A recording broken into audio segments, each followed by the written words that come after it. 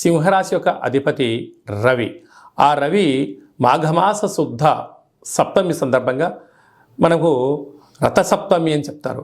కనుక తప్పకుండా ఆ రోజు సూర్యభగవానునికి నమస్కారం చేయడం, ఎర్రటి పుష్పాలతో అర్చన చేయడం, ఎర్రటి గులాబీలతో కార్యక్రమం చేయడం, సూర్య నమస్కారాలు, సూర్యారాధన ముద్రలు, ఆ అరుణపారాయణం చేయడం వలన మీకు అద్భుతమైన ఆయురారోగ్యాలు, ప్రశాంతత, మనశ్శాంతి కలుగుతుందని చెప్పి గమనించాలి.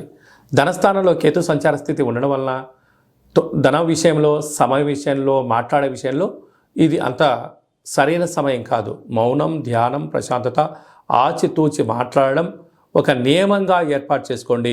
మీకు చాలా మంచి కాలం ఉంటుంది. 6వ స్థానంలో కుజుడు, బుధుడు, శుక్ర సంచార స్థితి ఉండడం వల్ల నూతనమైన వాహనాలు, బంగారు ఆభరణాలు, వస్త్రాలు, విలాసవంతమైన వస్తువులు, ఆధ్యాత్మిక తీర్థయాత్ర ప్రయాణాలు,